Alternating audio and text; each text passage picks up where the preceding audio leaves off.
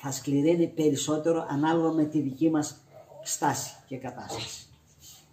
Γι' αυτό όσο γρηγορότερα μετανοήσουμε, τόσο πιο γρήγορα και ο Θεός θα πάρει αυτές τις δοκιμασίες από τους ανθρώπους.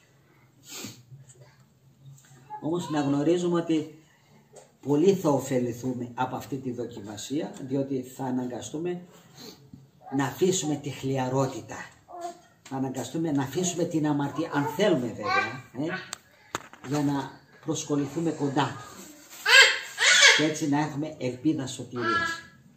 Αλλιώς ο άνθρωπος δεν έχει ελπίδα σωτηρίας όταν υπηρετεί και τον διάβολο και τον Χριστό. Έτσι. Γιατί εμείς μέχρι τώρα αυτό κάναμε. Βολευόμασταν, ήταν τα πράγματα έτσι χωρίς σκόπο, μέσα στην αμαρτία εκεί.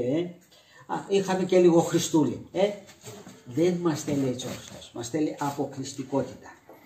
Ή μαζί μου λέει ή με τον άλλον. Διαλέξτε. Και μας είπε και βέβαια και τις συνέπειες. Ότι αν δεν είμαστε με τον Χριστό, θα είμαστε με τον διάβολο και ο διάβολος έχει κόλαση. Δεν έχει παράδεισο.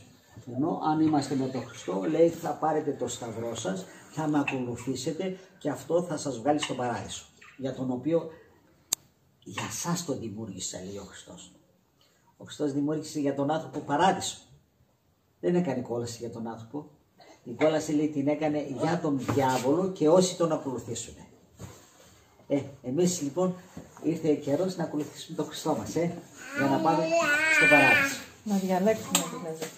Να διαλέξουμε. Να επιλέξουμε. Είναι η καλύτερη εποχή τώρα. Να επιλέξουμε. Με ποιον θα πάμε. Βέβαια έχει κόστος, έχει τίμημα. Ακούω ότι άλλους τους κολλάσανε από τη δουλειά, άλλους τους στερήσανε το ένα. Ναι. Έχει κόστος. Αλλά πείτε μου, πιο καλό πράγμα δεν έχει κόστος.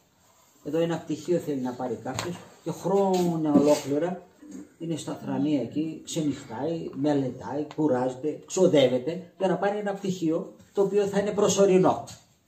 Μα εμείς το πτυχίο που θέλουμε να πάρουμε είναι αιώνιο. Δεν πρέπει να έχει κόστος, να αγωνιστούμε, να κουραστούμε. Έχει κόστος.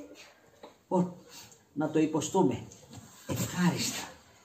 Και αυτό το κόστος θα μας οδηγήσει στον παράδεισο αιώνια, για το οποίο εύχομαι ολόψυχα να είμαστε όλοι μαζί εκεί. Κανένας απ' έξω. Κανένας απ' έξω. Έτσι.